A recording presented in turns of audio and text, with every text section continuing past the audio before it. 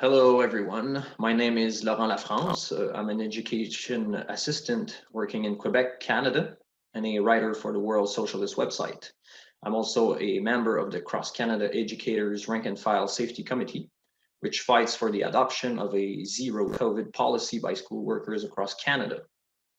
Based on the irrefutable scientific case that schools are a major vector of transmission for COVID-19, we call for the closure of all schools and a switch to fully funded virtual learning, along with the closure of non-essential production with full wages for workers until the pandemic is brought under control. I'm pleased to welcome Nicolas Smit. He's an engineer and scientist located in Ontario who has done a lot since the beginning of the pandemic to raise awareness about the science of the novel coronavirus, including its airborne character, and also about the importance of high quality masks and elastomeric respirators to protect workers. Thanks, Nicolas, for joining me today. This interview is part of the Global Workers Inquest into the COVID-19 pandemic, which aims to uncover the social, economic, and political interests that have prevented the adoption of a science-based public health measures to suppress the virus, as well as to educate workers about the health and political measures needed to combat COVID-19. The inquest is sponsored by the World Socialist website and the International Workers Alliance of Rank and File Committees. So, Nicolas, I'd like to start by asking you, what is your assessment of the current state of the pandemic globally and in Canada in particular? So the current situation in Canada, currently there's over 2 million cases, 30,000 deaths. Currently, there's over 207,000 active cases. Just yesterday, it was, or 2 days ago, it was at 173,000. So that shows how quickly it can spread. There was 23,000 new cases yesterday, and provinces continue to break daily record. And it was only a week ago that the records were being held, were coming from March, April, and now the cases that are breaking daily records come from the day before or 2 days ago. And it is more than just a few cases more than previous records. It's triple, quadruple, sometimes 5 times what previous record highs were. The federal government acknowledged that airborne transmission was happening on November 12th, but they said nothing as provinces continue to use droplet protections. And even as federal workers were being denied airborne PPE, the federal government said nothing and didn't provide their own employees the right mask that would have kept them safe, despite knowing that the danger was from airborne transmission and not from droplet transmission. Even at the federal level, opposition politicians are not trying to criticize the government on masks. They'll criticize them on vaccines and everything else, but they're avoiding as much possibility to talk about masks since it's not a good political issue.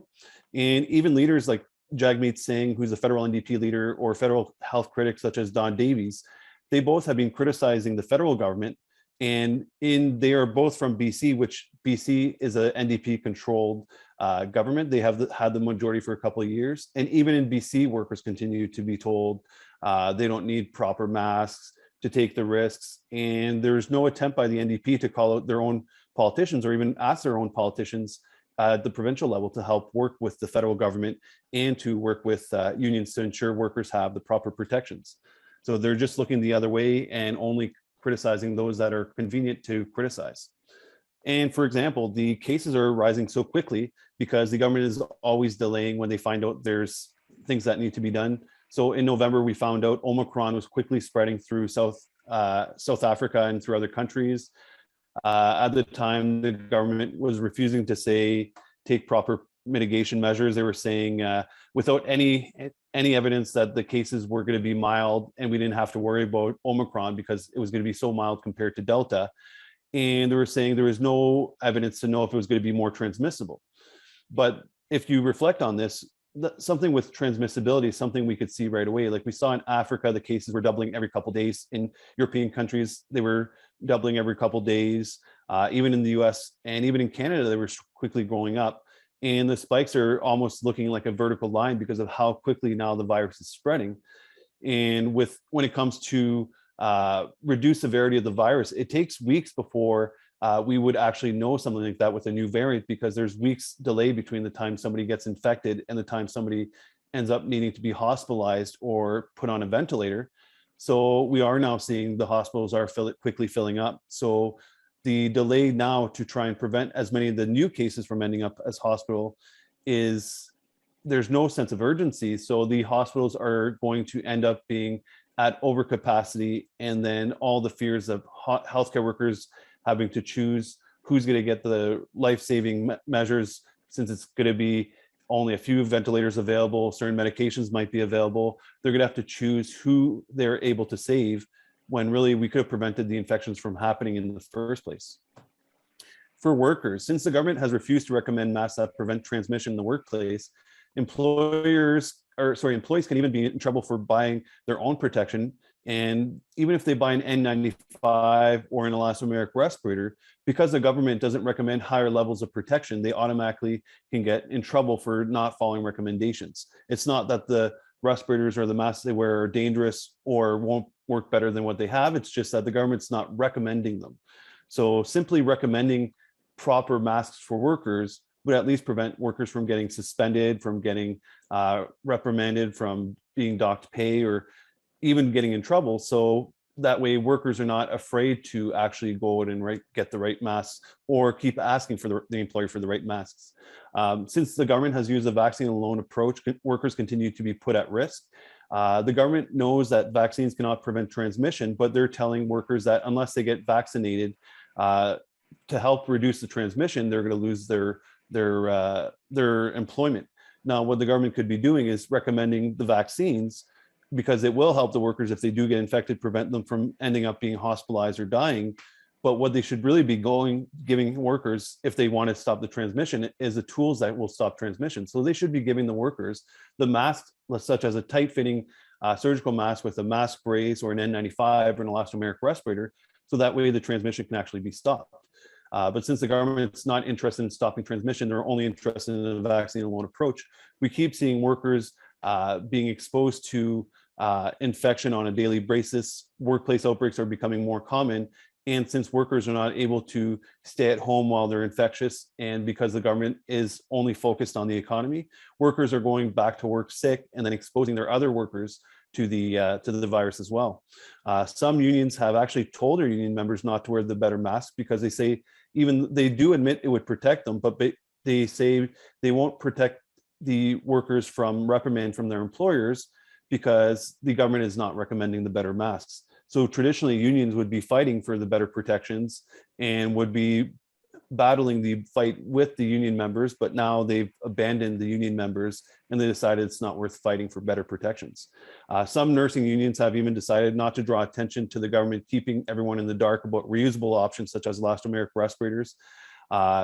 There's reusable options that could have kept every single healthcare worker safe in Ontario since the summer of 2020, but the unions are only interested in asking for N95s. And because some of the politicians that they work with are from the NDP, and the NDP dropped the ball so many times around the elastomeric respirators, they don't want to draw attention to this because it would hurt the NDP and damage the politicians the unions are working with. And the unions would prefer to keep the reputation with the politicians rather than protect their union members at all costs.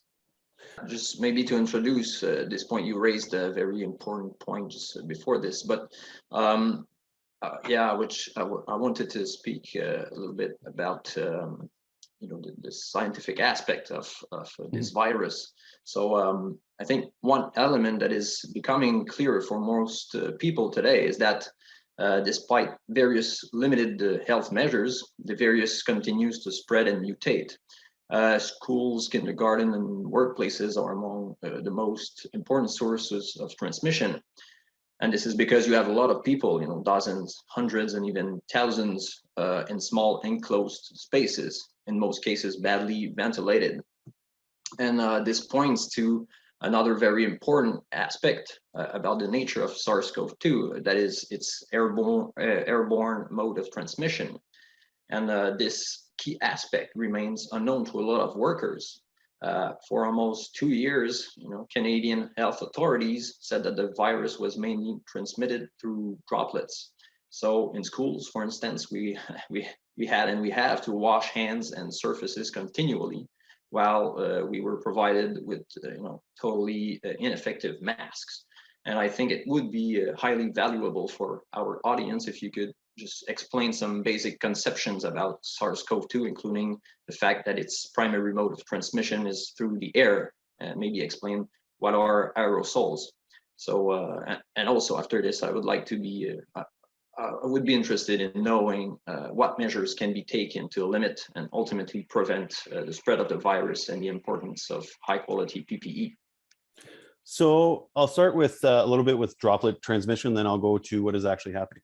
So with droplet transmission, what the government thought was occurring was that the droplets, if you were to cough or talk, the droplets would quickly go out and then drop to the ground, which is where the droplet comes. Sometimes they might linger for a few seconds, but they would pretty much just fall with gravity.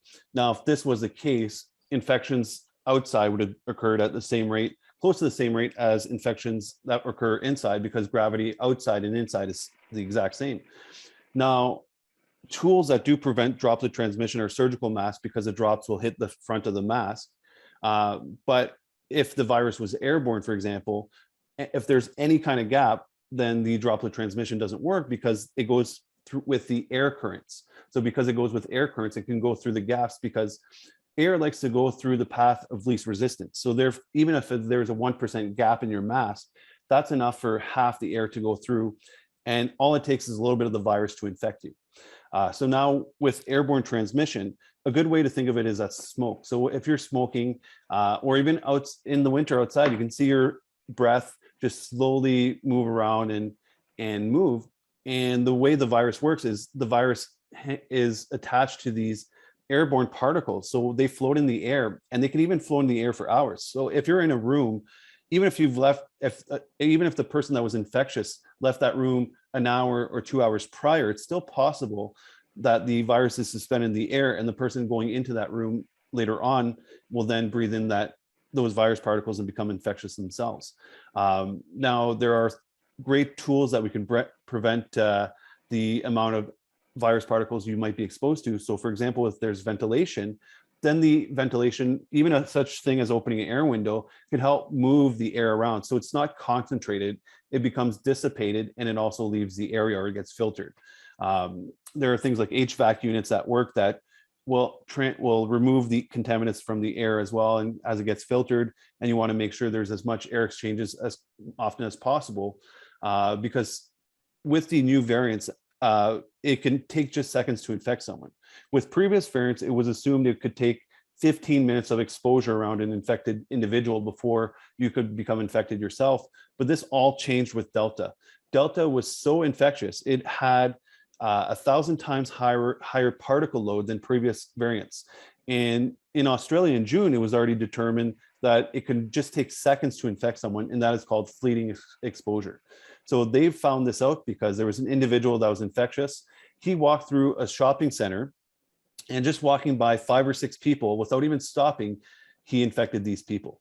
And it was just seconds. And they used genetic contact tracing, and they also use the CCTV footage. So that's how they were able to determine with confidence that exactly where the virus came from, and that it took seconds.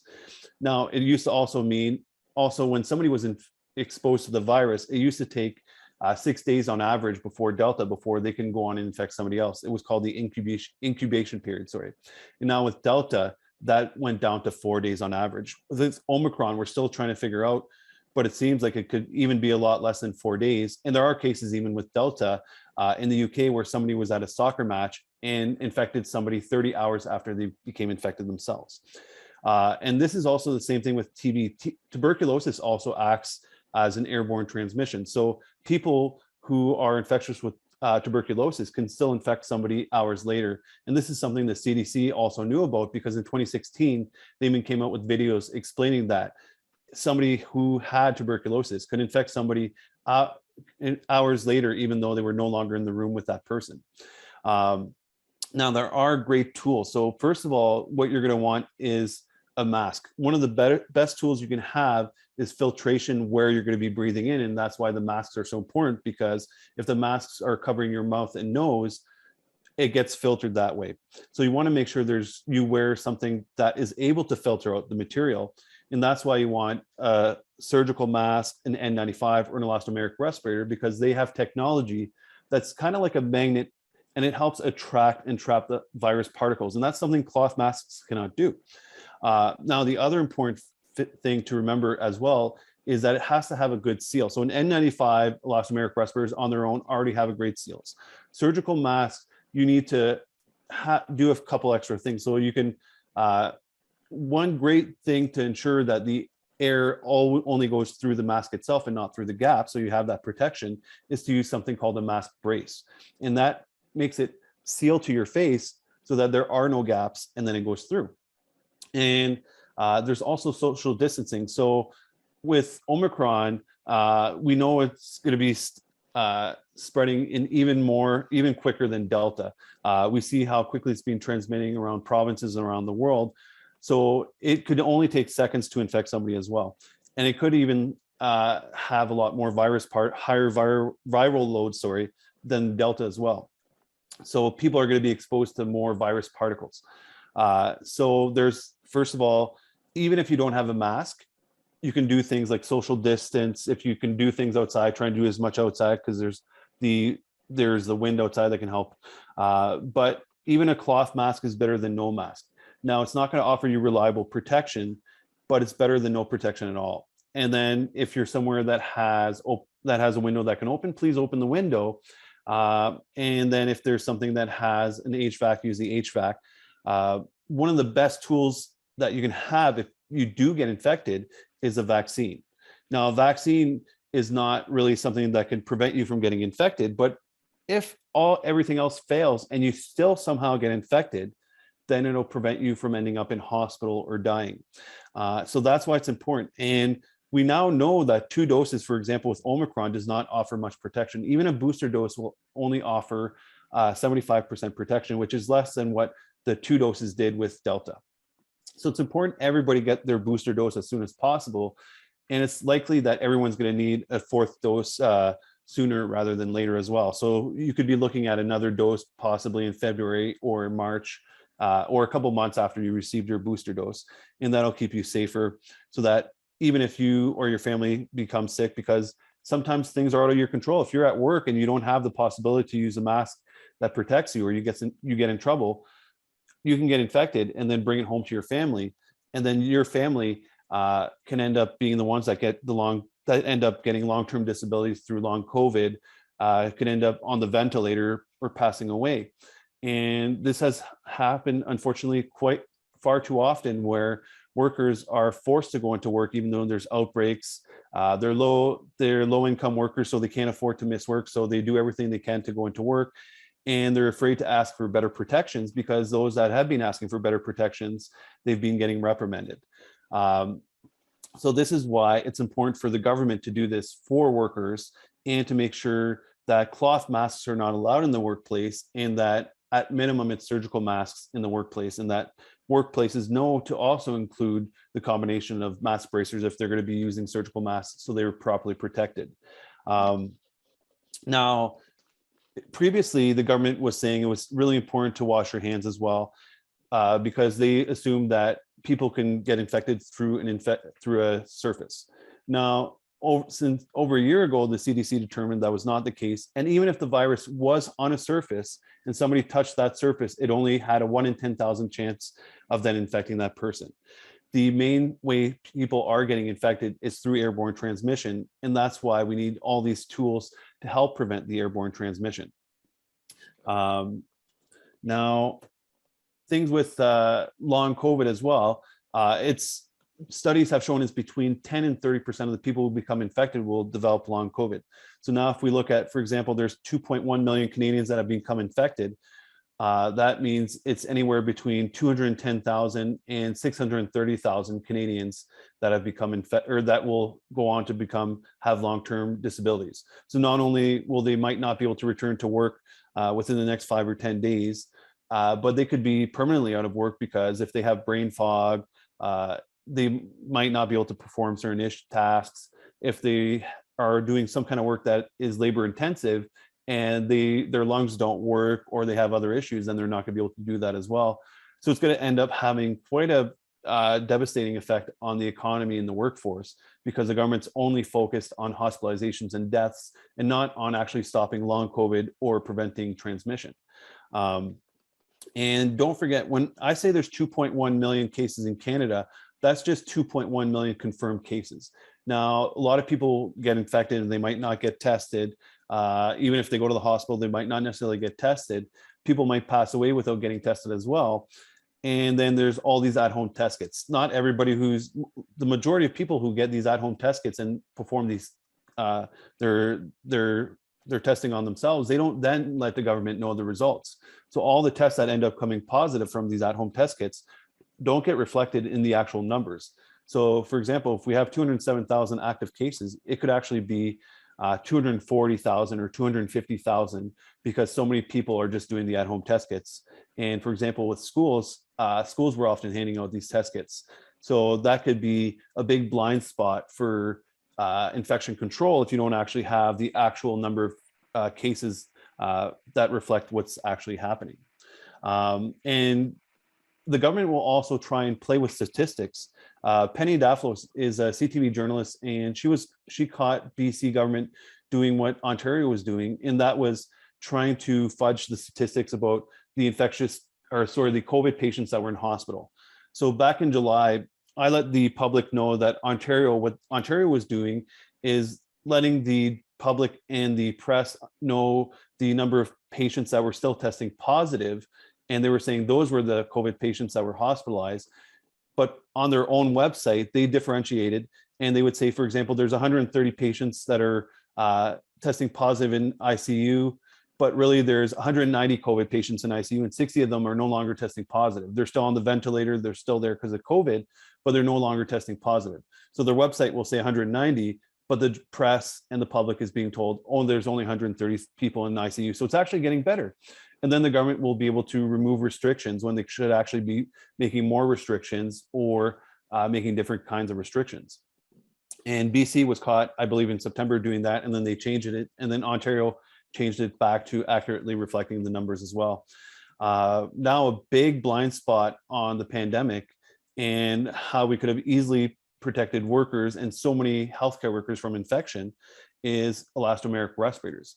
Elastomeric respirators have long been used during pandemics. The CDC started using elastomeric respirators in 1996, at the same time as they started using N95s to protect healthcare workers from infection. Now, hospitals that would rarely see infections would use the disposable N95s, but the CDC infectious disease hospitals that saw infectious patients on a daily basis, and sometimes some of the worst infections like TB, they were using elastomeric respirators.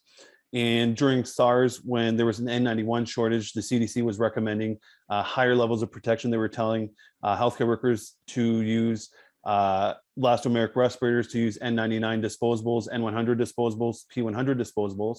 And at the start of SARS, they were even saying that because scientists couldn't rule out airborne transmission, they were recommending surgical masks only as a last resort.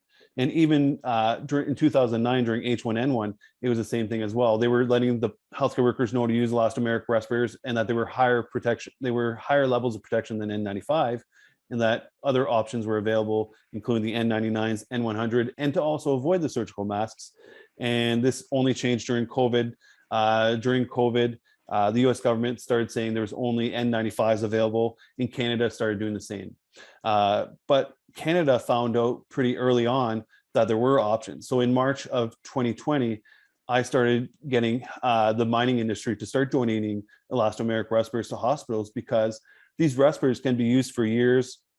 They have filters that filter at much greater levels than N95s.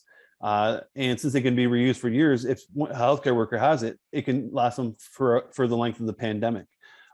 They just need to use an annual filter change, especially for the ones the Ontario government has. And they can keep everyone safe. And they not only protect from airborne transmission, but they also protect against droplet transmission. And something the government also tries to mislead the public to believe is that N95s should be used because it was the only droplet transmission, when N95s also protect better against droplets than the surgical masks. So it made no sense to ever recommend surgical masks and downplay the need for N95s, because if even if the government thought it was droplet transmission, it would have done a much greater job to protect healthcare workers from the droplet transmission as well. And in March of 2020, NDP health critic Franchina let the Ontario government know to look into using elastomeric respirators as N95 alternatives. And then in early April, NDP MP Carol Hughes also got the Canadian government to look into it and cited France and the Ontario government looking into it as well. Now, the Ontario government didn't actually end up approving them and recommending them until May 2020. And then in May 2020, the federal government was still telling the press that they didn't know anything about elastomeric respirators. Some dentists and police officer or police associations like in Winnipeg started using them. Firefighters started using them, paramedics. But Health Canada was saying they didn't understand elastomeric respirators, so they wouldn't even comment on their use. Then in mid-May, Angie Bonenfant from Radio-Canada in Ottawa confronted Health Canada, and she used my resources on elastomeric respirators to say, like, you know, why are they not recommended? Like the CDC had already recommended them during COVID. They have a long history of use. They're proven effective. They've proven that they work better than N95s. So Health Canada told her at that time that they would start the approval process. Now, the Canadian government didn't end up starting the approval process, and weeks later, I was able to start the approval process with David Boudreau, the Director General for Health Canada for medical devices. And I sent him an email, I believe it was on Monday, June 8th, with the resources, experts he can reach out to about elastomeric respirators, and studies, as well as the recommendations from the CDC and from the Ontario government. And within 4 days, he sent me an email saying that thanks to all the resources and experts, they already reached out to some of the experts, and the government had decided to start recommending elastomeric respirators as N95 alternatives. And he said they updated the website right away, which would normally take a while. But because I was sending journalists asking questions, there was public pressure, so they decided to update right away without a delay. Now, unfortunately, the government decided to never let the journalists know that there was N95 alternatives. They continued to say that N95s had to be reused for weeks at a time because that was the only option available. Then they also started spreading misinformation about elastomeric respirators being too dangerous to use, and they have left confusing information. So some of the websites will say, for example, on Health Canada, to use elastomeric respirators or recommend N95 alternatives. Other websites from Health Canada will say don't use elastomeric respirators, they're too dangerous to use. So it's very conflicting, and they don't try and make that messaging easy to understand, and they refuse to, still 2 years into it, let the press know or the public know that there are great tools out there, and they're not just available from one manufacturer, but they're available from dozens of manufacturers, including some in Ontario, some in Quebec, some in Manitoba, that produce healthcare worker versions of elastomeric respirators. But the government has decided not to use it. Even in June 2020, the Ontario government started an internal investigation and bought 100,000 elastomeric respirators. And they ended up distributing 22,000 to healthcare workers, but they still have 100,000 locked up in storage because they said healthcare workers would not want them. So they decided to quietly lock them up. So this was enough to actually keep every single healthcare worker in Ontario safe since the summer of 2020, but the government's not interested in using them because they say it should be used for future pandemics when the virus was airborne and more dangerous. And even though the Canadian government said it was airborne, they still refuse that. So yeah, okay, maybe you can show some pictures. Yeah, that yes, would be interesting. And after I'll just have a quick question for you. So these are traditional elastomeric respirators that you might see at the hospitals, or you might see people use at mining operations or in construction. For example, they traditionally have the two filters on the side, and sometimes you can also have a full face version as well. So it also covers your eyes, and they traditionally have an exhalation valve. Some of them you can see, and some of them you can't see. And there are quite a few new innovations in elastomeric respirators.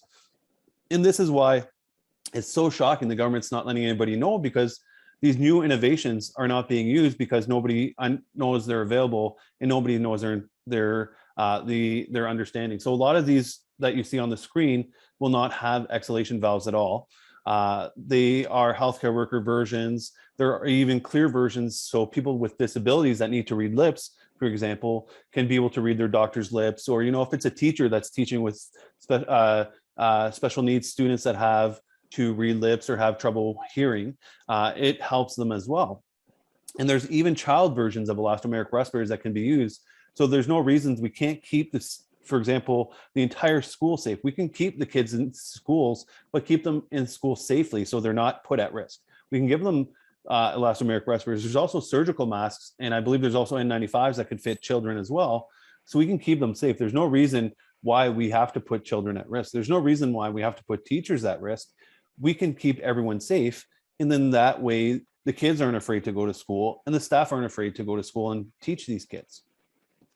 Yeah, Nick, I'd just like to show you the kind of masks that the government provide us in school. So there are like regular surgical masks, but here you see, I don't know if you see, yeah, level 1. So I guess it's like the worst quality mask.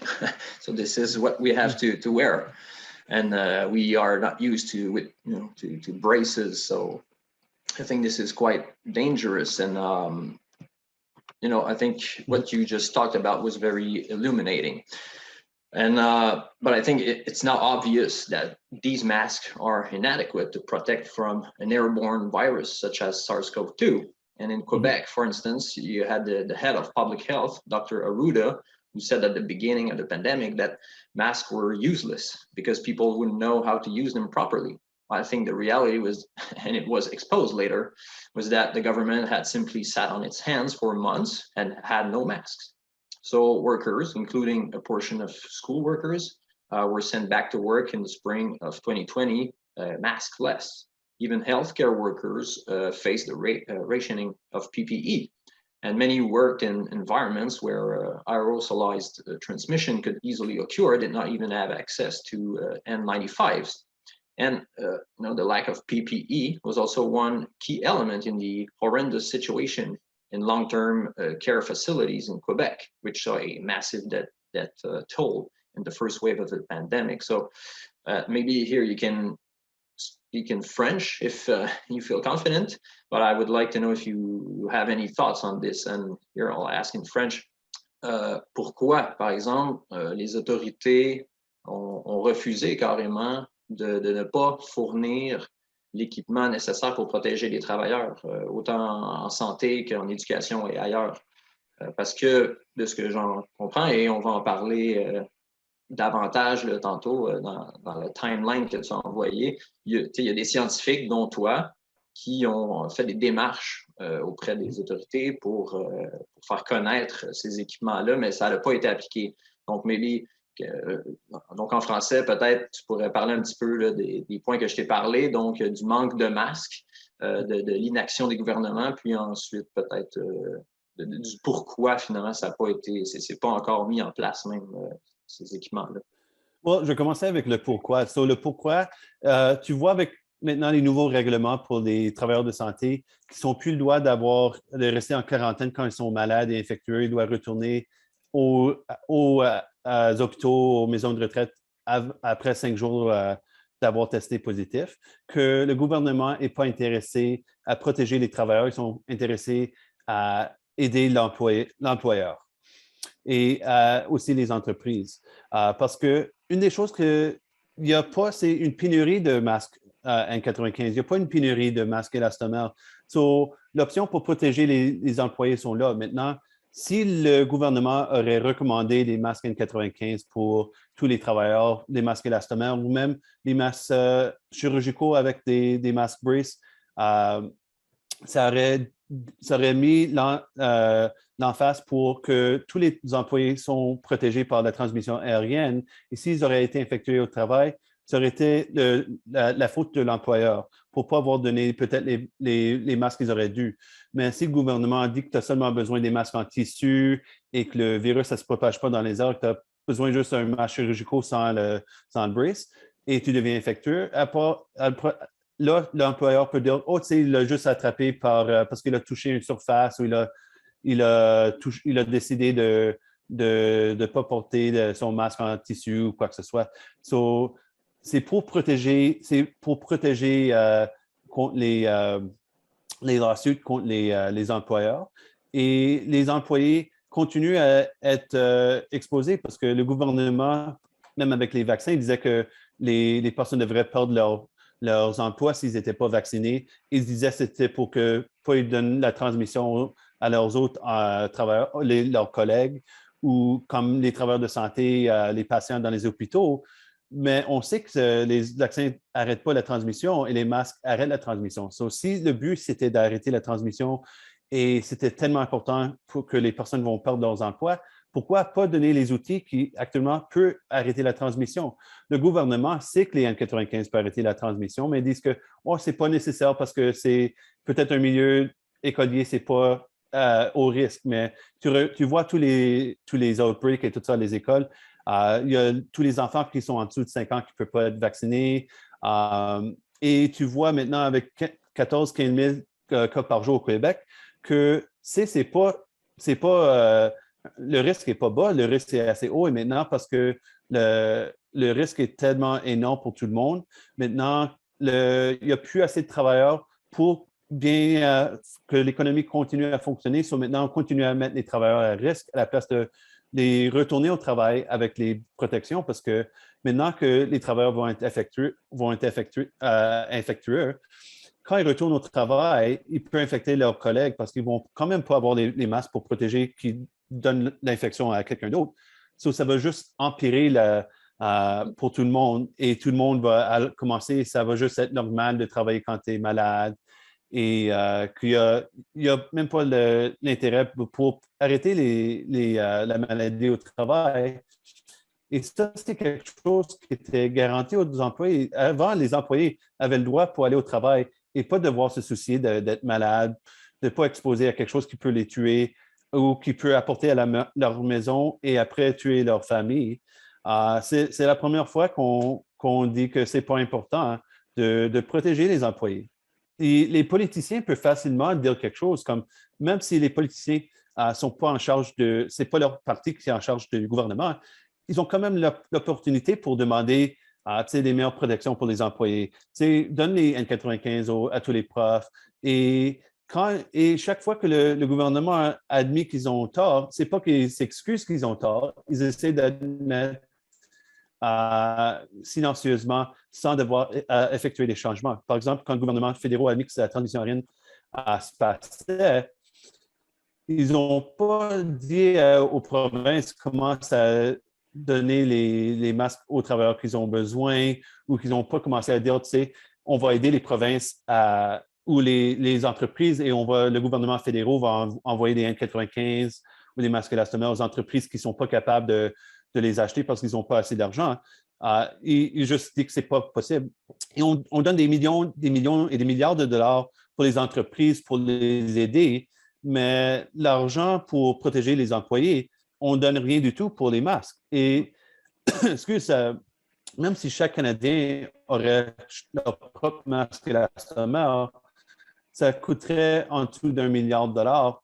Et juste l'Ontario a donné 1 milliard de dollars aux entreprises. So, pourquoi est-ce que le gouvernement peut donner tellement de support aux employeurs pour aider tout ça, mais quand c'est le tour pour les employés, ce n'est pas important ou ça ne vaut pas la peine d'essayer de réduire le risque à zéro. Parce qu'on peut réduire le risque à zéro. On n'a pas besoin d'un risque qui est bas. On peut mettre le risque, ça peut être zéro. Ouais. Et c'est quelque chose qui est assez facile. Et même si le gouvernement au moins faisait plus de promotion pour l'importance des masques Elastomeric, des N95 ou des masques brace avec les masques chirurgicaux, il y a beaucoup d'employés qui donneraient ça à leur il y a beaucoup d'entreprises qui donneraient ça à leurs employés, mais ils ne savent pas que c'est nécessairement important parce que le gouvernement est encore en train de dire que ce n'est pas important que les masques en tissu, ça fonctionne. Et tu vois même des fois, le gouvernement, comme aux États-Unis, sont en train de dire que les N95 sont pas confortables pour porter. So, ils ne recommandent pas de porter les N95. Et le gouvernement va même aussi dire qu'il y a une pénurie de N95. Comme ça, c'est plus difficile pour les employés pour dire, tu sais, on veut des N95 parce que maintenant, l'employeur peut dire, tu sais, ça doit être gardé seulement pour les travailleurs de santé. Mais il y a des millions de N95 qui sont disponibles. Ça fait assez longtemps qu'ils sont disponibles. So, tout le monde peut avoir des N95. C'est pas seulement, ça n'a pas besoin d'être réservé aux hôpitaux. Parce que même en train de parler, ça peut transmettre assez de particules de virus pour infecter des personnes dans la place.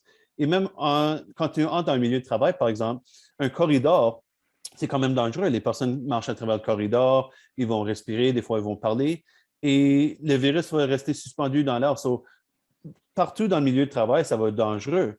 So, ce n'est pas juste une location qui est dangereuse. Dans les hôpitaux aussi, c'est pareil. Ce n'est pas seulement une couple de places dans l'hôpital où les travailleurs de santé ont besoin d'un 95, c'est partout dans l'hôpital. Et spécialement parce qu'il y a beaucoup de personnes qui ne vont pas savoir qu'ils sont infectieux parce qu'ils n'ont pas de symptômes. Vont quand même infecter les autres, mais ils n'ont pas les symptômes. So, tu ne vas pas savoir. So, et maintenant, avec tout le monde même qu'ils ont des symptômes qui vont peut-être retourner après 5 journées de quarantaine, tu sais qu'il va y avoir d'infection et que ça va juste s'empirer et s'empirer. So, Donc, il y c'est a comme maintenant qu'on a besoin de travailler tout le monde ensemble. Les unions devraient commencer à... Vas-y. Non, mais je disais un peu à la lumière de ce que tu dis, c'est un peu comme si les gouvernements, les autorités, ils veulent qu'on attrape le virus finalement. Puis c'est un peu en ligne avec l'immunité collective là, qui était plus ou moins ouvertement admise au début, qui ensuite, les chefs de gouvernement en parlaient moins ouvertement, mais c'est quand même ça. Les politiques étaient quand même guidés par ce principe où il fallait le moins de protection possible pour les travailleurs. Et il y avait une acceptation qu'il va y avoir une contamination massive et des décès qui vont venir avec ça et des hospitalisations. Donc, il y a une négligence totale là, envers la santé des travailleurs et les vies humaines. Et c'est ça. Et la seule chose qui change les affaires, c'est la pression publique. En janvier de cette année, il y a une compagnie qui s'appelle Dorma. Ils avaient leur masque Dorma 99 et c'était approuvé par Santé Canada. Et ils allaient essayer d'envoyer ça aux hôpitaux au Québec. Mais le gouvernement québécois disait que non, c'est approuvé par Santé Canada, mais maintenant, tu dois aussi l'approuver par NIH aux États-Unis parce que ça doit être approuvé par NIH. Et ça, c'est un processus qui dure une année et demie. La plupart des manufacturiers des États-Unis, même quand ils ont appliqué au début de 2020, ils attendent encore pour être approuvés. Et pour des compagnies internationales, même du Canada, ça prend assez longtemps. So, je pense que c'était la presse, la Montreal Gazette aussi, ils avaient mis un article de comment le gouvernement faisait ça juste pour la bureaucratie. C'était déjà approuvé par Santé Canada, ça passait tous les tests pour prouver que c'était bien. Et 2 jours après, tous les journaux ont parlé de ça. Le gouvernement québécois et CNESST a décidé que finalement, ils n'ont plus besoin d'être approuvés aux États-Unis. Être approuvés dans leur propre pays, c'est assez bon pour eux. Et en février, après que le juge avait dit au gouvernement québécois qu'il devrait donner plus des 1,95 aux travailleurs de santé parce que le gouvernement québécois a essayé de garder le public dans le noir pour l'importance des 1,95 et il y avait une enquête, je pense que c'était, j'essaie de penser à ce nom, Geneviève Marchand de CNESST avait essayé de laisser le public savoir ou le gouvernement savoir qu'il y avait les N95 et c'était ça qui était besoin. Le gouvernement ne voulait pas que le CNESST parle de ça, donc ils ont arrêté de parler de l'importance des N95.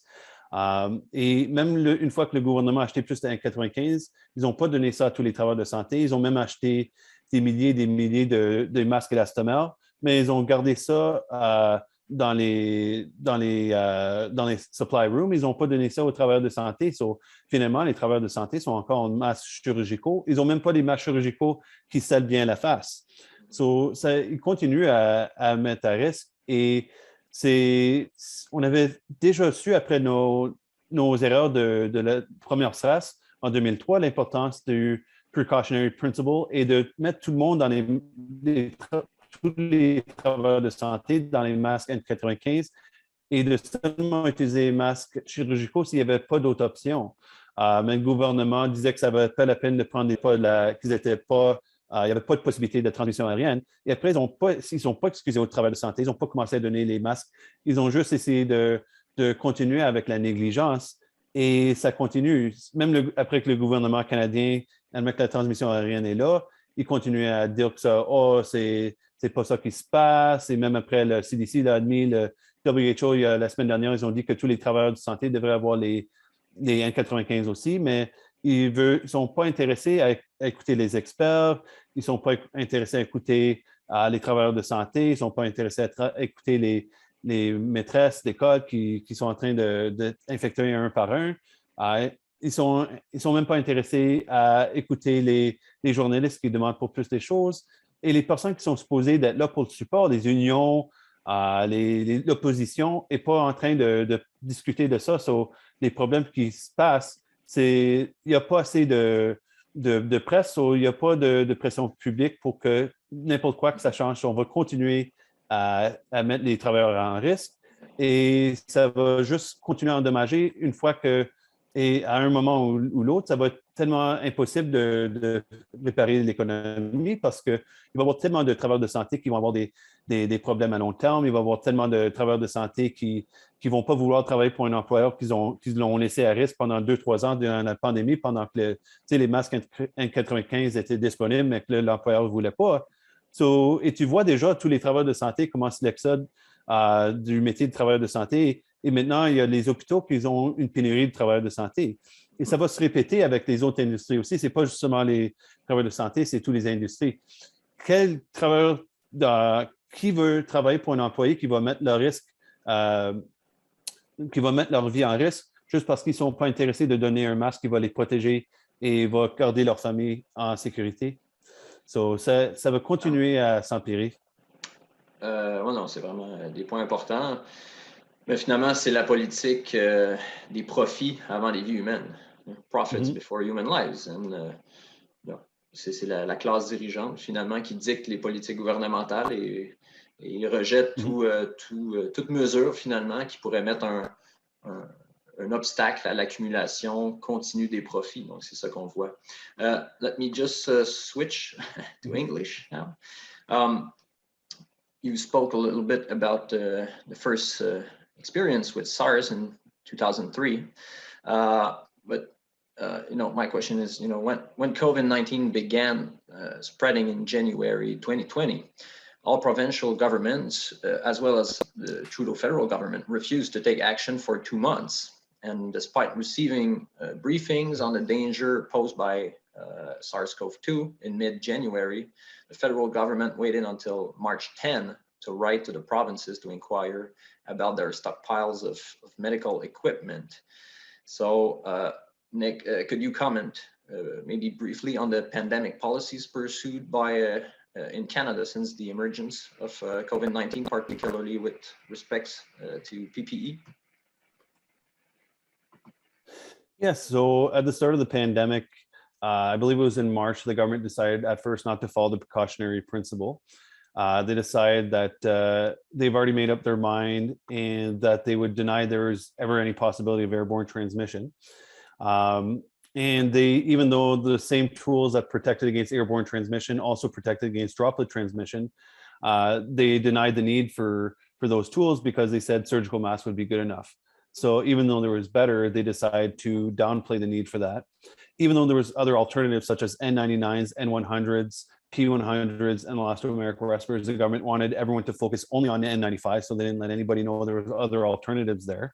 There was also a lot of manufacturers that had masks available, but by the millions, but the government was only interested in making deals with a few select manufacturers and not all the other manufacturers. So a lot of manufacturers have millions of N95 sitting on shelves, and a lot of manufacturers have even closed down. So it's been such a problem. And at the start of the pandemic, the government was telling the public, at first they weren't recommending masks because there was no need for masks. It was only later that they got called out on it, that they said they had recommended that only because there was a shortage of masks. So right away at the start of the pandemic, the government was caught in a lie.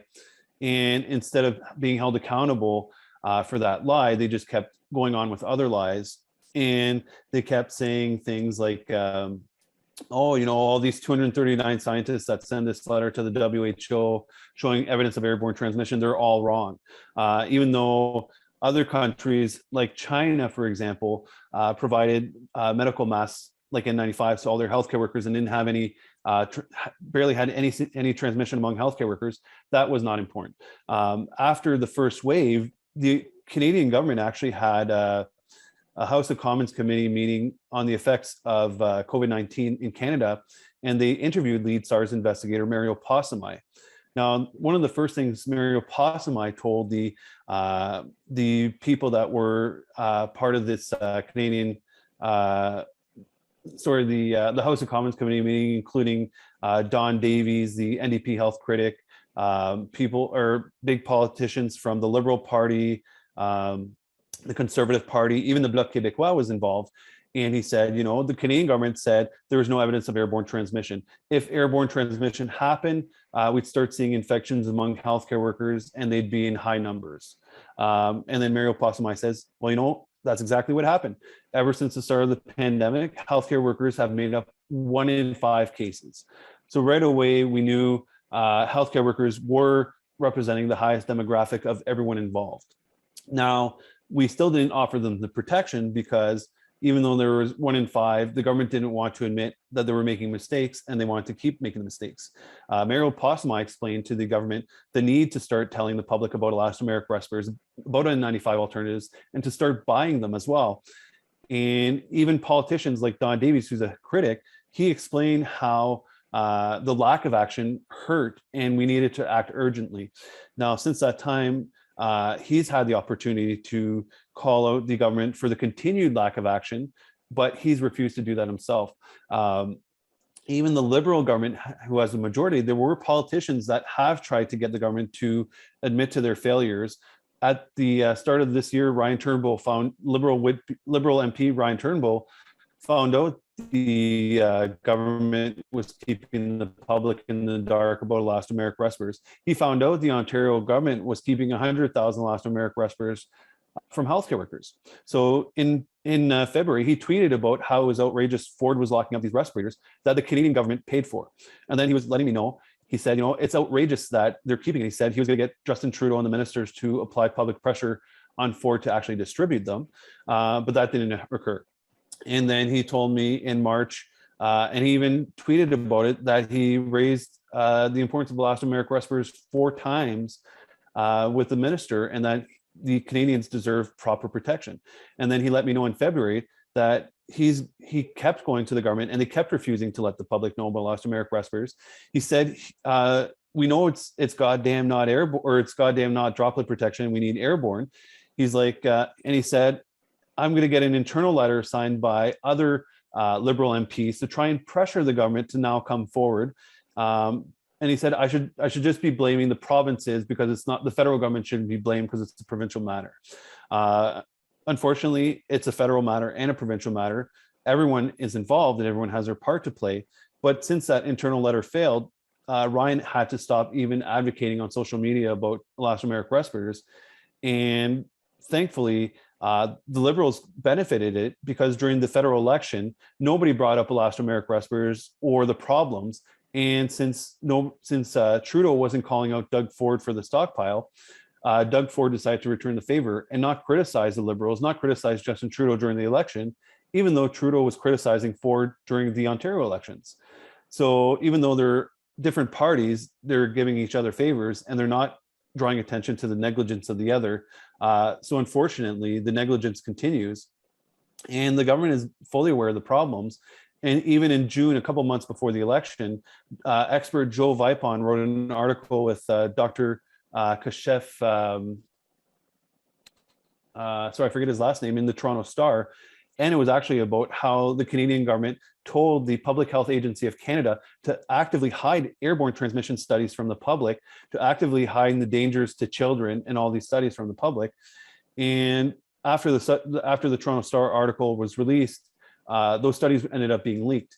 So what the government did is to make it hard for people to even know that the government had studies showing they knew the dangers to everyone, even though they're pretending these dangers didn't exist. They made it so that in order to even get a copy, you had to know that the studies existed. And you also had to know the title, and then you had to ask for a copy because the government wasn't putting them online. And even then, the government could deny your request. So these studies ended up getting leaked after the Toronto Star article came out. So a lot of people started sharing it. And unfortunately, the Toronto Star decided not to follow through with any more of their stories on this. And and a lot of the press interviewed the people that leaked it, and I believe Joe Vipon, but decided not to cover this as well. And even big news organizations like CBC, they've decided not to call out the government as well. So they've been complicit with a lot of the problems, so that the government is not held accountable and that the problems don't actually get fixed. For example, with Elastomeric respirators, even though I worked with Radio Canada to confront Health Canada about it, even though the Ontario government had updated their website, even though Health Canada updated their website to say they were recommended, I tried to get CBC in Sudbury to report on the government refusing to let the public know. And CBC journalist Kate Rutherford told me after 4 weeks of trying to get the government to just confirm that they had recommended it, they were refusing to get back to her both through email and phone calls, and she couldn't take my word that they had recommended. She couldn't take her word, the word of other CBC French journalists, couldn't take the word of politicians like Franchina, who's from Sudbury as well, and the CBC often speaks with. I gave the CBC experts from outside of Ontario, and they said they can only interview experts from Ontario. So they didn't want to let anybody know about the problems. And even though the New York Times had covered Elastomeric respirators and other major news organizations also covered Elastomeric respirators in a little bit of detail, she refused to write about it, anything. And then in July of 2020, CBC, Fifth Estate, and top CBC journalist Judy Trin said she was going to start looking into it. And some of the top experts, including Kevin Hedges and Simon Smith, who is the chair for the Canadian Bioaerosols Committee, and also wrote most of the standards for elastomeric respirators, were supposed to be interviewed, and then she canceled the interview as it was happening. She rescheduled for a week later, and then after that was supposed to happen, call or email to say, I'm sorry, I missed this one too. I'm now not going to be able to cover this story. I'm going to pass it on to Emily Chung, and she's going to cover it. But then Emily Chung actually never covered it, never got a hold of us. Then CBC in Toronto, their producer found out about it and talked to their top journalists, and they decided not to cover it as well. Then I was able to get CBC Ottawa and Natalia Goodwin on her radar in November, and she spent 5 months trying to get the CBC to cover it.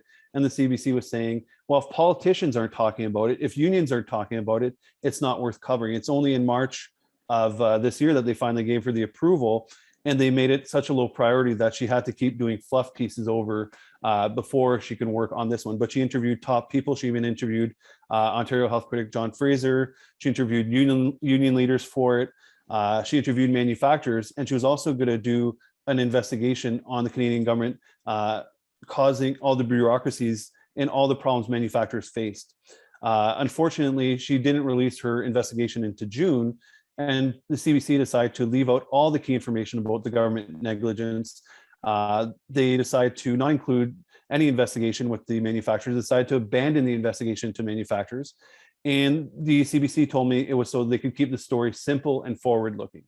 And then every single CBC investigation after that, mentioning N95s or PPE, completely left out elastomeric respirators, never did any kind of follow-up, and then kept telling the public misleadingly that N95s had the best protections, even though the CBC knew this wasn't true. And even during the election, the CBC didn't want to cover elastomeric respirators. So the CBC has been actively sitting on the story, and even CBC has spread misinformation to tell people not to buy elastomeric respirators because they have a valve. And in August, I tried to get the CBC ombudsman to get the CBC to correct this information. And CBC marketplace producer Litsa Sukas sent me an email to say, it wasn't important to update the article saying it was dangerous, letting the public know elastomeric respirators might be too complicated, so it wasn't worth it. And the CBC ombudsman said, sent me an email saying, it's obviously the CBC should be letting people know about elastomeric respirators, but I have no control over what they say. And I don't think it's necessary. It's worth it for the CBC to let the public know they were wrong. They lied about it. They put everybody at risk, and that they continue to also tell people to avoid the respirators because they have a valve, or that the government spread misinformation. So the CBC is letting people know or purposefully misleading people, and they refuse to admit they're wrong or refuse to let the public know what they know about the government negligence as well. So it continues. So there were all kinds of opportunities for journalists to let the public know, but the journalists aren't interested in actually writing the stories. They only seem interested in covering N95s, and they don't even seem interested to let the public know that the government's not letting anybody know about mask bracers. So the people that we should have relied on, and that normally would be safeguards in a normal situation, they're now complicit with the government, and they're now looking the other way as a problem's happening. So the problems, instead of getting better, they're only getting worse. And the people that are causing the mistakes are able to get away and keep making the mistakes over and over and over again, at the risk of, or at the expense of Canadians, and at the expense of workers. Yeah, that's a very damning picture. And do you have some info on what the government in BC and maybe in Quebec did? Yeah, so in BC, they continue to deny workers N95s, even though it's an NDP run government. So normally the NDP, they proclaim themselves the party of the people. They're there to do everything to protect workers, but now they're doing everything to prevent workers from getting the tools they need to keep themselves safe. They denied airborne transmission. They're making it hard to get the right tests, and they've continued to place everybody at risk, and they even try and mislead the public on purpose. And only when the press find out about misleading things, such as the statistics on COVID hospitalizations, will the government actually change. Now in Quebec, the Quebec government has known for a long time that better PPE was needed, and it came out in a court battle with unions and the Quebec government in February, that the Quebec government needed to do better to protect healthcare workers. And unfortunately, the Quebec government said they would. They started the process, but then actually they bought the tools needed to protect the healthcare workers, but then decided it was better not to use the tools, to keep putting workers at risk, to keep giving them the surgical masks, even though they had the N95s, even though they had the elastomeric respirators. And they didn't try to improve the protections they got from their surgical masks so that they would offer reliable protection. They decided to just keep them in the dark, that surgical masks could be tight fitting with the right tools. And now the unions have stopped calling out the government for a lot of the problems as well. So at first the unions were calling out the government, but now they decided to stop calling out the government. Even the healthcare unions, I was asking to just help me raise awareness on social media for elastomeric respirators, so other unions would know to ask for it. So if the healthcare unions didn't care enough about their union members to ask for it, at least, for example, the postal union would help, because the postal union they're there to protect federal employees. So the federal government already admitted airborne transmission. So at least if the postal union knew to ask for N95s and elastomeric respirators to protect from what the federal government said is actually occurring, then it would have been easier to get elastomeric respirators, and then other people could have learned about it. But the unions don't want people to learn about elastomeric respirators. So often, even if they talk about something like an elastomeric respirator, they'll just say N95 or better and not explain what the better is. And they are going to try and make as much excuses about why it's not important for politicians to talk about it. And they'll say, we'll talk about it at rallies, and that's good enough to talk about it at rallies. And they don't say the harm it would do in talking about it on social media. They don't say the harm it would do in talking about it on in a press conference. They don't say the harm it would do to get politicians to talk about it. They don't say the harm it would do to get politicians to ask the government to distribute the ones they're locking up from their union members. They just say it's not worth doing, but they don't say the harm. Because a lot of the times with elastomeric respirators, unfortunately, it was NDP politicians that got the government to recommend it. So if the unions were to start talking about elastomeric respirators and the failure to use them, then the press would start looking into it. And then the public would also wondering, well, why didn't the NDP let the public know the government was keeping everybody in the dark? Why didn't the NDP ask the government to distribute them? Why didn't the NDP sound the alarm when the government said they were only locking them up at first because they assumed healthcare workers didn't want them. And then when healthcare workers were pleading for them and unions were pleading for them, they didn't say anything then. They just kept their silence. And So the unions acted as agencies mhm. of governments and big business in this pandemic, right? Yes, and I've tried to just get simple things, and the only thing the unions have agreed to do is speak. Like, for example, Bev Mathers, the CEO of the Ontario Nurses Association, in November of 2020, she spent half an hour on the phone telling me it wasn't important to talk about elastomeric respirators. It wasn't important to talk to journalists, and the only thing she would agree to do, she compromised. She said, if I got journalists to look into it, then she would agree to get the union to speak to them, but the journalist would be the one who had to reach out to the union. The union would not be reaching out to the journalists about this. And she would not be asking politicians to speak up about it. And it wasn't worth it because they were fighting for it in court, and court was going to be good enough. And unfortunately, they kept losing court battle after court battle. One court battle they did win, unfortunately, was a December 2020 court battle. The Ontario Nurses Association, November, I convinced them to take the Ontario government to court around elastomeric respirators. And one of their top lawyers, she used my resources, and she brought the Ontario government to court in Kingston at the end of December of 2020. And within a week, the Ontario government settled with the Nurses Association. So instead of using expired PPE and more dangerous PPE, they said they would start using the elastomeric respirators they had. Unfortunately, the union wasn't interested in promoting this court win, and they weren't interested in holding the government accountable for that win either. So that was just a hollow victory for the union members, and the same problems kept occurring. In December of 2020, Radio-Canada interviewed myself along with the Ontario Nurses Association President, Vicky McKenna, and the Ontario Council of Hospital Union, which is a sector of CUPE union leader, Michael Hurley. And they even explained that healthcare workers were kept being actively prevented from using it because hospitals didn't often know they were safe. They were told they weren't needed. And Michael Hurley in his interview even said, one of the reasons the virus was able to spread so easily in a long-term care environment is because healthcare workers were denied the elastomeric respirators. So the union leaders are admitted in a news interview that in December 2020, that the biggest reason the virus was able to spread was due to the lack of using these elastomeric respirators. But the same union leaders say it's not even important to talk about on social media or to say anything except N95 or better. And I keep trying to get politicians to talk about it.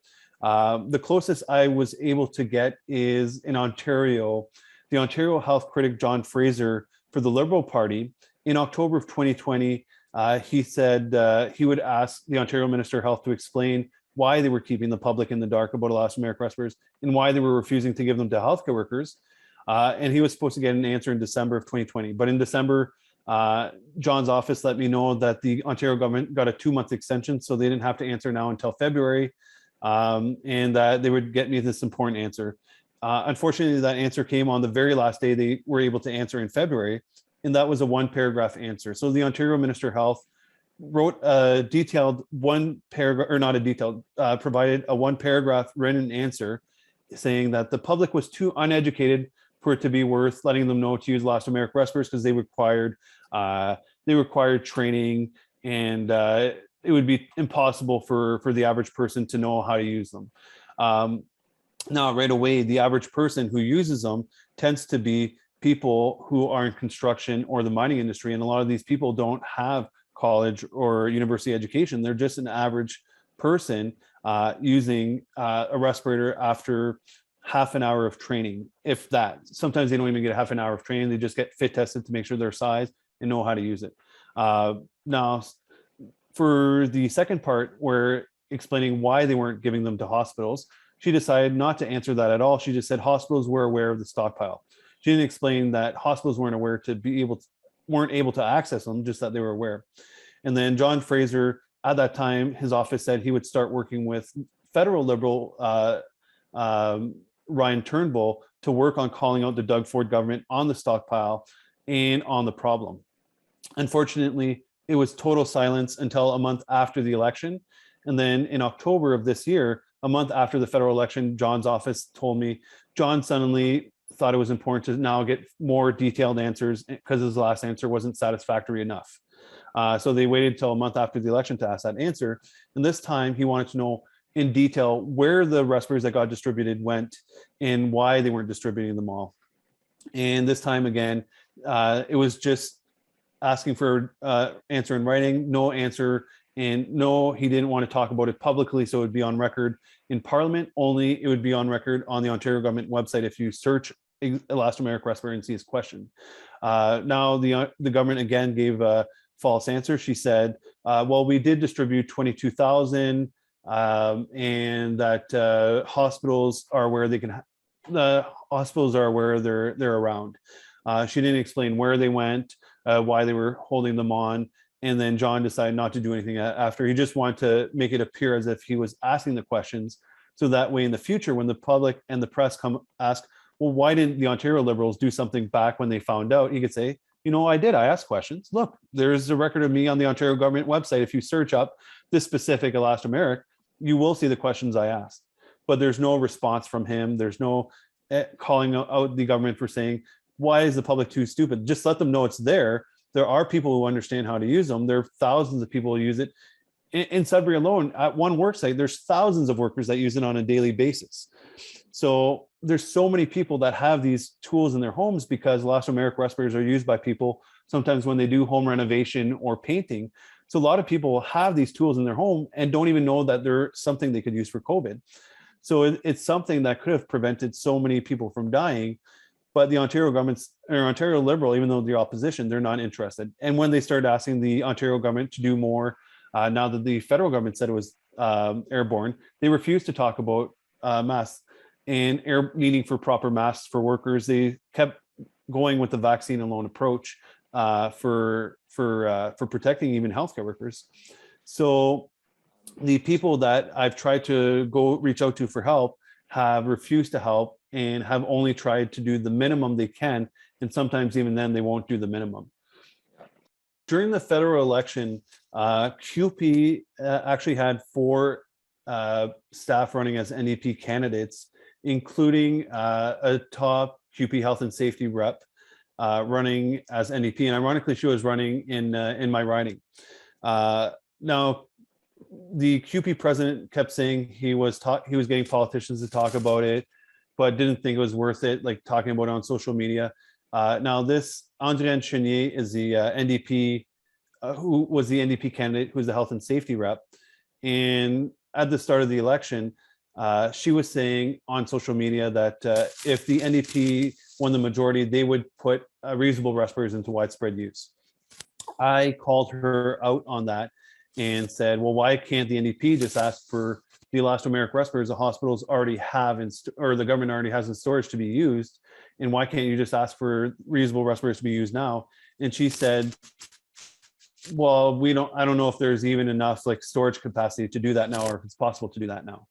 Even though her union is actively her union leader is saying that he wants that, he's been fighting in court and that they want that. And then she refused to talk about elastomeric respirators at all. And even though all 4 QP members were running as NDP candidates, not a single one would talk about respirators or the need for proper PPE for healthcare workers during the election.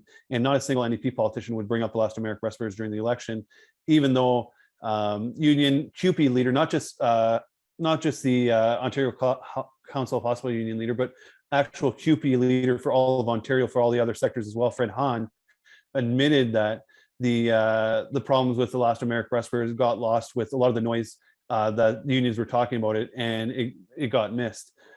So he admitted that the information was not well known, and there was other information that was being put out there instead, but they refused to end up talking about it in any way whatsoever, or even ask the government to use what they already had available.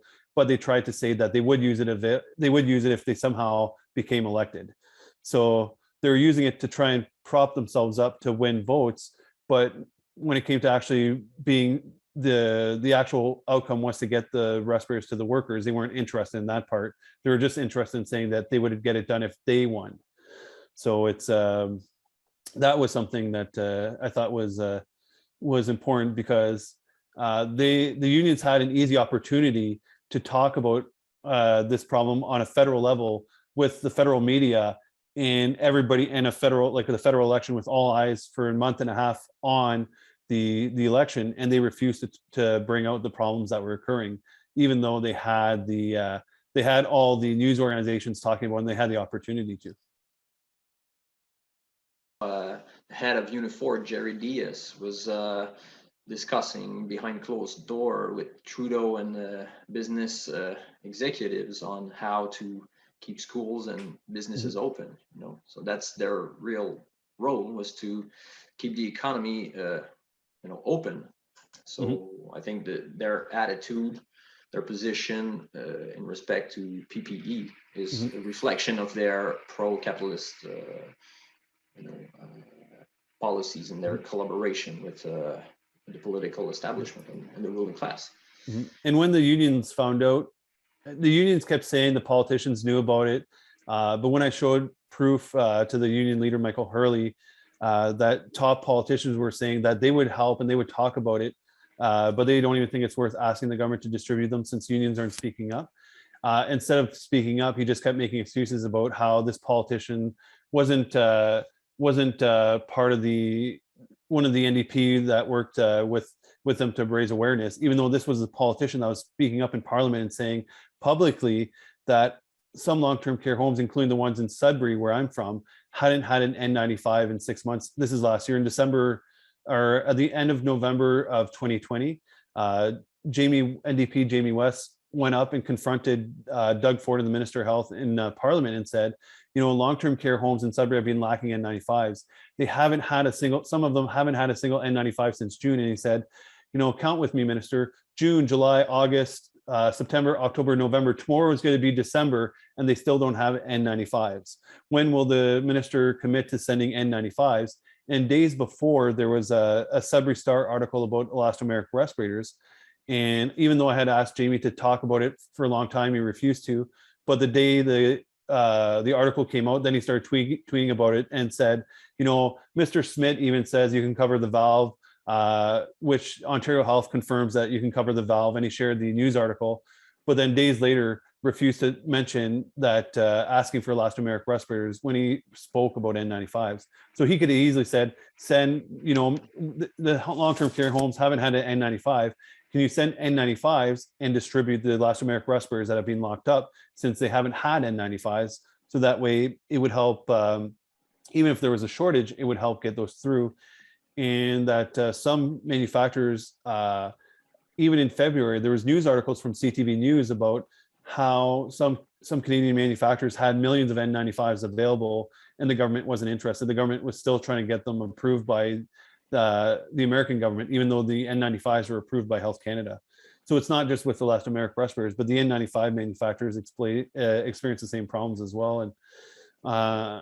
And I think they had like 15 million, this one company alone had 15 million N95s at the same time the government was saying to keep reusing your N95s because there's no other option. A common thing you'll hear the government say, and they've been saying from the very start of the pandemic, is denying workers N95s or elastomeric respirators, saying only droplet protection was needed. Now, what the government hasn't said is they've known for a long time that N95s and elastomeric respirators also work great for droplet protections, and they even have all kinds of manuals for cities and for provinces to use from before the pandemic explaining this as well. For example, this is a designated officer manual for infection control for the city of Peel beside Toronto.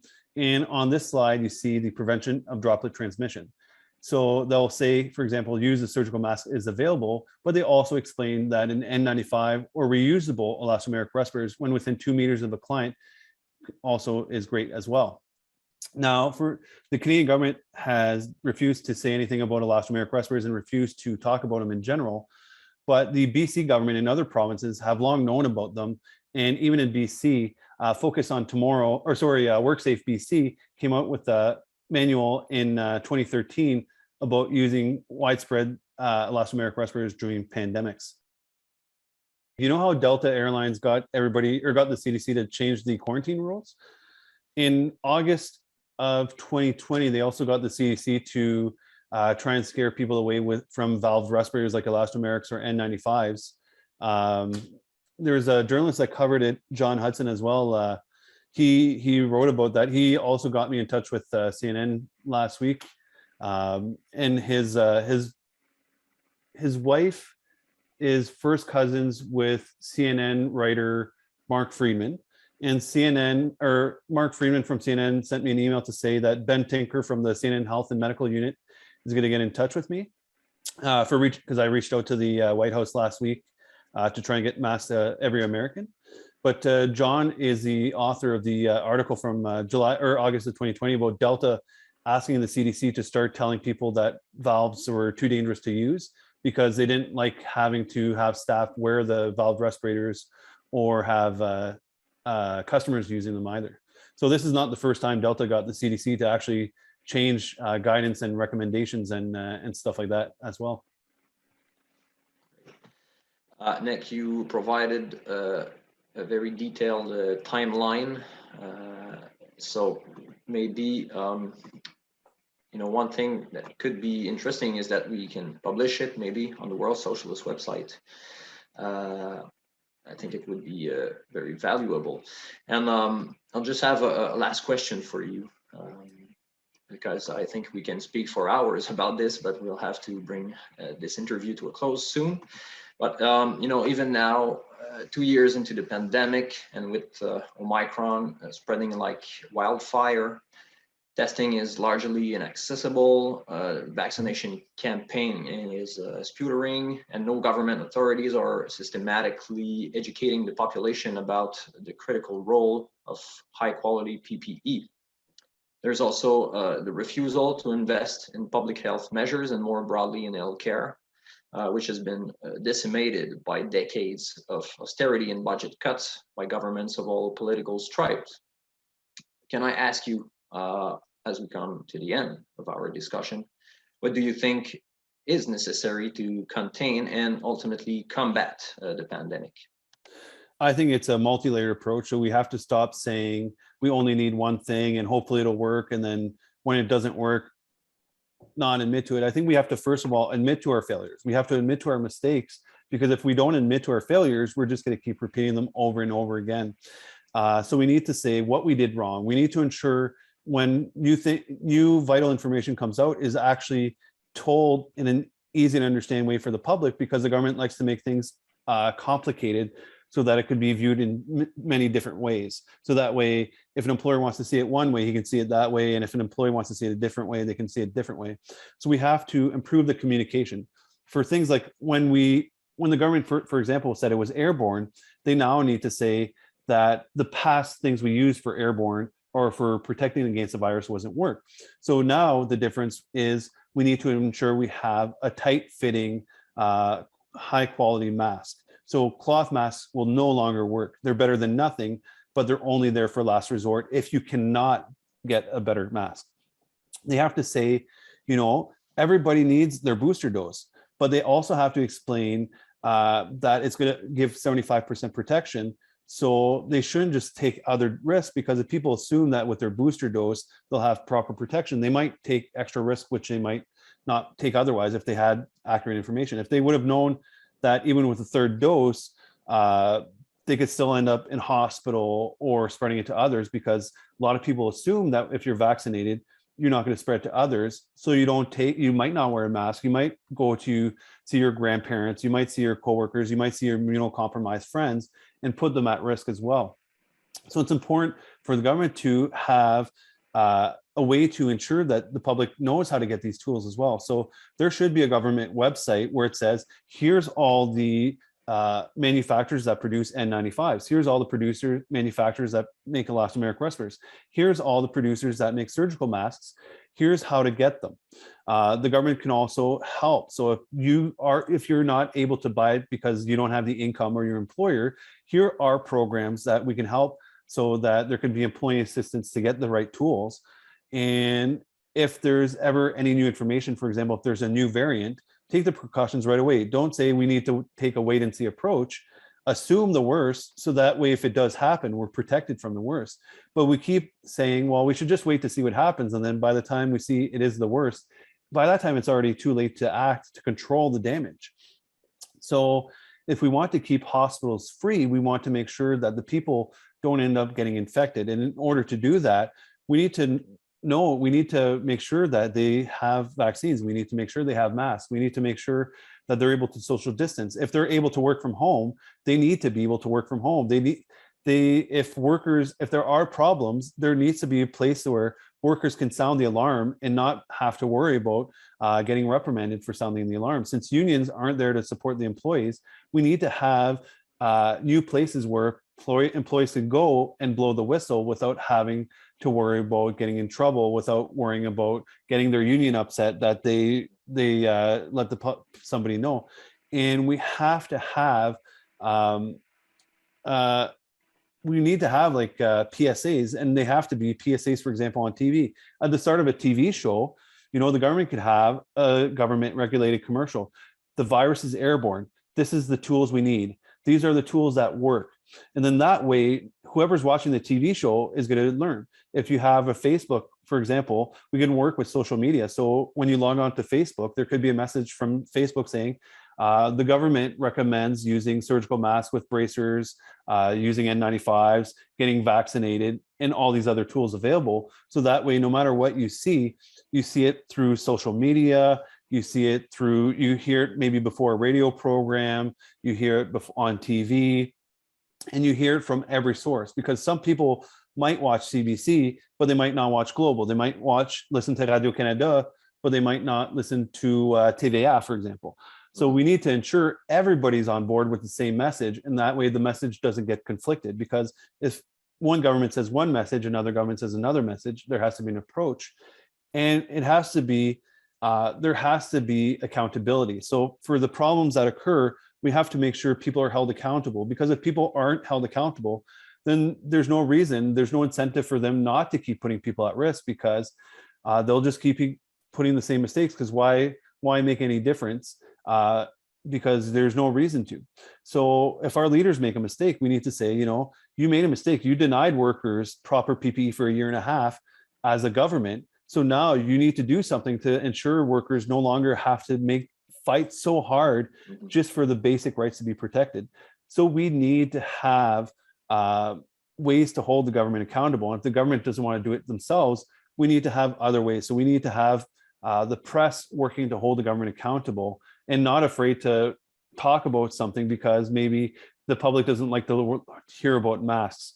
Well, if the public understood the problems the government's trying to keep from them, they might be interested to know about that. They might not be interested about the masks, but they might be interested to know the backstory about how it got so bad, the cover up from the government, the cover up from the unions, and even a lot of the press that knew about the problems and have sat on the stories for the last 2 years. So we need to have the message out there, and people need to work with things like WSWS. And when there's an inquiry, reach out to places that are having inquiries and let them know about the problems, because everyone assumes somebody else is going to do it, but there aren't enough people that actually are doing it. There aren't enough people actually sounding the alarm. So everybody needs to play their role. If you know about a problem, please reach out to somebody and let them know. Don't let the problems continue. Let somebody know, let your local politician know, and then also both at the federal and provincial level, but maybe also let the local politicians know at your town hall, because maybe if there's a big problem at your companies, even if the federal or provincial politicians won't fight for you, maybe somebody at the city council level will fight for you. There are people that will fight, but they have to get the message out there, and they have to learn about the problems. And if they don't learn about the problems, there's not as many people out there to help us. Thanks, Nick. I think it was a crucial discussion on the science of the virus, the importance for workers to have access to the best PPE possible, and also the exposure of the refusal of the authorities to in Canada, to protect workers. And contrary to the ruling class and its governments, which prioritize the profits of the banks, the rich and big business before human lives, the World Socialist website has stood alone in fighting among the working class for a program of eradication which prioritize human lives before profits. As noted in a recent perspective on the WSWS, quote, only through the combined mass mobilization of millions of people armed with a scientific understanding of the pandemic will we be able to prevent the further needless infection, suffering, and deaths of millions worldwide, unquote. So, thank you very much, Nicolas, for your participation in the Global Workers Inquest. I'd like to conclude by making an urgent appeal to all scientists and medical experts watching this interview to contact us and support the inquest's further expansion. Workers in all economic sectors can also participate by sending reports on their experiences during the pandemic and information exposing the disregard for workers' lives shown by their employers and government authorities during the pandemic. I think exposing the horrendous social crime that has been the ruling elite's response to COVID-19 is decisive as part of the fight for a global elimination strategy. So once again, thanks everybody, and thank you very much, Nicolas. Thank you.